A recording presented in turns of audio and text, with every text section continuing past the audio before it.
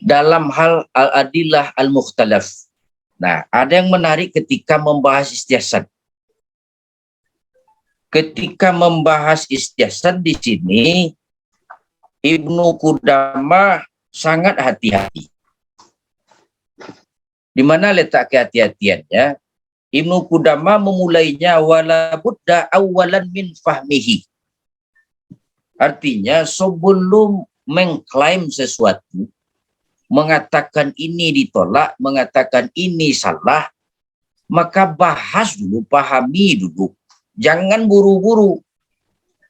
Maka dikatakan oleh Ibnu Qudamah dalam kitabnya ini setidaknya ada 3 bentuk definisi tentang istiasan ini. Nah, di sini ada nampak hambalinya sedikit Ustaz Zansabi. Ketika pertama menyebutkan definisi istiasan itu kan dikatakan bahwa al-udulu bihukmil mas'alati an nazairiha li dalilin khasin. Lalu kemudian qala al-qadhi Ya'qub al-qaul bil istiazan madhabu Ahmad rahimallahu an wa huwa an tasruka hukman illa hukmin huwa aula minhu wa hadha mimma la yunkaru. Maksudnya adalah bahwa ada istiasan itu yang semua orang tidak mengingkarinya, artinya diterima oleh semua orang. Istiasan dalam bentuk apa? Istiasan dalam bentuk meninggalkan satu hukum lalu memilih hukum yang lebih kuat, yang lebih utama. Artinya tentu berdasarkan dalil. Nah, kalau ini bentuk istiasan kata Ibnu Qudamah, ini tidak ada satupun orang yang akan mengingkari. Nah, ini dikatakan bahwa inilah bentuk istiasan yang menurut Ahmad bin Hanbal. Nah, tapi bila istiasan itu didefinisikan pada definisi yang kedua, ma yastahsinuhul mujtahid bi aqlihi. Nah, ini perlu pembahasan lebih dalam ini Bapak-bapak. Definisi istiasan ini pertama kali dikutip oleh Al-Ghazali dalam kitabnya Al-Mustasfa. Ibnu Qudamah bukan orang yang pertama. Ibnu Qudamah sudah orang yang sekian itu. Padahal sebetulnya di dalam kitab usul fikih Hanafi tidak ditemukan definisi ini. Ma yastahsinuhul mujtahid bi aqlihi. Inilah yang diterjemahkan oleh Imam Syafi'i, istiasan dan kalamak diparui. Ini yang diterjemahkan oleh Imam Syafi'i, istiasan dan kalamak diparui. Ya. Ma yastahsinuhul mujtahid bi aqlihi. Apa yang dianggap baik, yang dipandang baik berdasarkan akal mujtahid semata. Padahal definisi ini tidak ada dalam kitab As-Sarakhsi, tidak ada dalam kitab Al-Bazdawi. Tetapi ada pada kitab di luar mazhab itu. Nah, ini aneh ini. Dari mana sumbernya definisi ini? Dari mana Al-Ghazali mengambil ini? Dari mana Ibnu Qudamah mengambil ini? Nah, ini menjadi perdebatan. Saya pernah tanyakan kepada Prof. Amir Syarifuddin, Pak, kok bisa Al-Ghazali membuat definisi ini? Dari mana dia kutip? Di dalam kitab ini, Ibnu Qudamah mengatakan, Hukiya an Abi Hanifah, annahu qala huwa hujjatun. Hukiya. Ya. Hukiya berbeda dengan ruwiyah. Kalau diriwayatkan dari Abu Hanifah, artinya sumbernya jelas. Jelas orang yang mengatakan, Syanu mengatakan. Tapi kalau Hukiya, kila wa qala. Kalau Hukiya itu kecek Syanu, tidak jelas sumber. Maksudnya adalah bahwa definisi ma yastahsinuhul mujtahid itu tidak jelas sumbernya. Kecek orang, kecek Syanu, ada orang ngecian, hanya itu. Tapi tidak jelas sumber. Oleh karena itu kata Amir Syarifuddin pernah mengatakan bahwa ini ada kemungkinan definisi ini sengaja dibuat oleh orang di luar mazhab Hanafi karena dia tidak setuju dengan istiasan itu. Lalu dibuat definisi istiasan. Oh, ini yang istiasan itu. Memburukkan mazhab Hanafi. Ada kemungkinan itu. Jadi definisi ini bukan definisi dibuat oleh Abu Hanifah. Tapi orang luar mazhab Hanafi sengaja membuat lalu ditimpakan ke pundak Abu Hanifah untuk menjelekkan Abu Hanifah. Karena dulu di masanya ini, abad pertengahan itu kan masa ta'assub lil qabilah yang berlebihan. Ta'assub terhadap mazhab yang berlebihan, sehingga bisa saja dia membuat-buat hoak, ya, itu yang tadi itu hoak, ya, dibuat ini definisi menurut Abu Hanifah, padahal hukiyah, tidak ada riwayat yang jelas, sumber yang jelas tentang. Nah, jadi itu yang dikatakan oleh Ibnu Qudamah. Kalau definisi begini ini walana ada ifsadihi. Jadi kalau ini tidak benar. Ini definisi yang fasad. Ini istihsan yang fasad, tidak bisa dijadikan hujah, tidak bisa dijadikan. Nah, ini maksud saya, terkadang orang lupa membahas tentang bahwa mazhab Hambali menjadikan istihsan sebagai dalil, iya.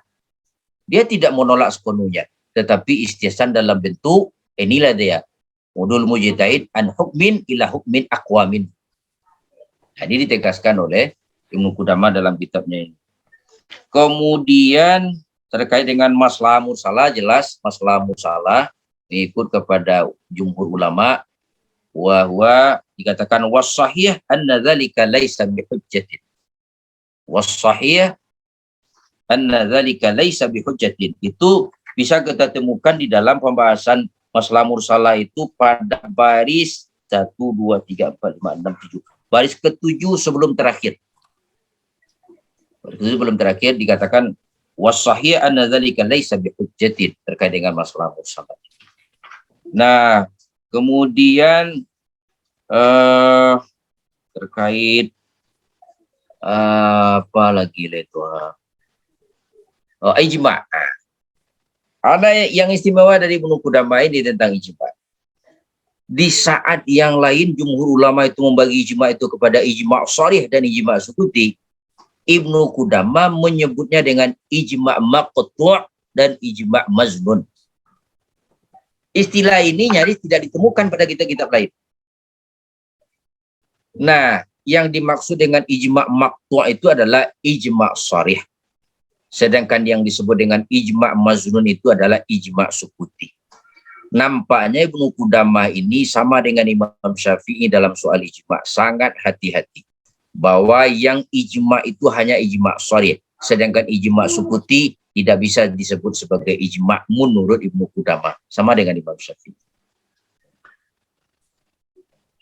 Kemudian ijma ahli Madinah sudah jelas itu bukan ijma dan tidak dapat dijadikan hujjah. Qaulu sahabi itu yang diterima oleh Ibnu Qudamah sebagai hujjah adalah qaulu sahabi yang tidak ada mukhalif, yang tidak ada perbedaan pendapat. Kalau begitu ini ijma sahabat maksudnya. Tapi kalau qaul sahabi tetapi ada sahabat lain yang berpendapat berbeda dengan seorang sahabat tadi, maka ini menurut Ibnu Qudamah sama dengan Al-Ghazali, dia bukanlah hujjah, tidak dapat dijadikan sebagai hujjah. Qaulu sahabi bimfiradihi tadi itu, yang qaulu sahabi bimfiradihi itu tidak hujjah. Tapi kalau sahabi yang disepakati oleh sahabat yang lain, maka itu adalah hujjah. Kemudian terkait dengan, saya kira itu cukup panjang ini, panjang sekali ini bahasa tentang kaidah-kaidah lughawiyah. Ini hampir sama dengan mengikut, kalau dalam soal ini jelas sekali dia Syafi'iyah dalam usul fikih. Dia mengikut kepada metode jumhur. Ya. Misalnya membagi ketika membahas tentang al-alfaz min haitsu wudu wal khafa, ya dia mengikut kepada mazhab Syafi'i. Ya, dia membaginya kepada zahir dan nas, padahal mazhab Hanafi membagi kepada zahir, nas, mufassal dan muhkam. Begitu juga yang lain-lainnya. Nah, jadi dalam soal bicara tentang kaifiyatul istinbad atau kaidah-kaidah lughawiyah, dalam hal ini nampak sekali bahwa dia bermazhab Syafi'i dalam usul. Jadi tadi Ustaz Zanzami bertanya tadi, dari mana sisi Hambalinya kitab ini. Jadi yang pasti bahwa Ibnu Qudamah bermazhab Hambali. itu tidak ada satupun yang membantah. Dia sendiri mengakui bahwa dia bermazhab. Tapi kitab ini, bahwa kitab usul Raudatun Nazir ini, dia adalah mengikut kepada tariqah mutakallimin yang pada prinsipnya dia adalah mengikut kepada mazhab Syafi'i. Ada memang pada beberapa tempat Ibnu Qudamah menyebut pendapat Ahmad bin Hambal dan dia memilih pendapat Ahmad bin Hambal itu. Contohnya dalam istihsan tadi. Imam Syafi'i jelas menolak istihsan walaupun tidak menjelaskan istihsan dalam bentuk apa yang ditolaknya. Tapi dalam hal ini Ibnu Qudamah menjelaskan ini pendapat Ahmad bin Hambal. Ini mimma la yungkaru. Ini adalah bentuk istihsan yang tidak diingkari oleh orang lain. Jadi ada beberapa tempat yang pemikiran usul fikih Ahmad bin Hambal itu dia kutip, ya tentu berdasarkan riwayat orang sebelumnya, dan itu yang dia pilih. Tetapi secara umum kitab Raudatun Nazir ini dia adalah bahagian dari tariqah mutakallimin dan dia bermazhab jumhur Syafi'iyah, tetapi yang pasti Ibnu Qudamah adalah bermazhab Hambali. Itu mungkin dari saya Ustadz Zamzami dan Pak Doni Darmawan, Buya Mukhlis, tambahan dari saya. Sebetulnya kajian tentang Raudatun Nazir ini banyak lagi sebetulnya, termasuk tentang qiraat syazah. Istimewanya Ibnu Qudamah ini, qiraat syazah itu berbeda dengan yang lain. Dia mazhab mutakallimin, dia mazhab jumhur, tetapi dalam soal qiraat syazah dia mengikut kepada Abu Hanifah. Qiraat syazah itu memang bukan ayat Al-Quran, tetapi berpeluang itu adalah hadis Nabi. Karena itu dia adalah hujjah, karena ditempatkan sebagai hadis ahad. Kalau periwayatannya itu jelas dan dapat dipertanggungjawabkan. Nah ini sisi apanya Ibnu Qudamah ini, istimewanya Ibnu Qudamah ini gitu. Jadi itu mungkin dari saya, Ustadz Mukhlis dan yang lain-lain, mungkin itu dari saya. Kita tutup dengan membacakan Alhamdulillahirabbil alamin. Kami berdua dengan Buya Mukhlis mohon undur diri dan terima kasih buat Pak Doni Darmawan sudah menyiapkan hidangan pada pagi ini buat kita semua, dan begitu juga pada kawan-kawan yang sudah berkontribusi dalam diskusi kita ini, dan terutama kepada Buya Mukhlis, guru kita yang sudah memberikan masukan terkait dengan kitab Raudatun Nazir ini. Kita akhiri, billahi taufiq wal hidayah. Wassalamualaikum warahmatullahi wabarakatuh. Waalaikumsalam warahmatullahi wabarakatuh.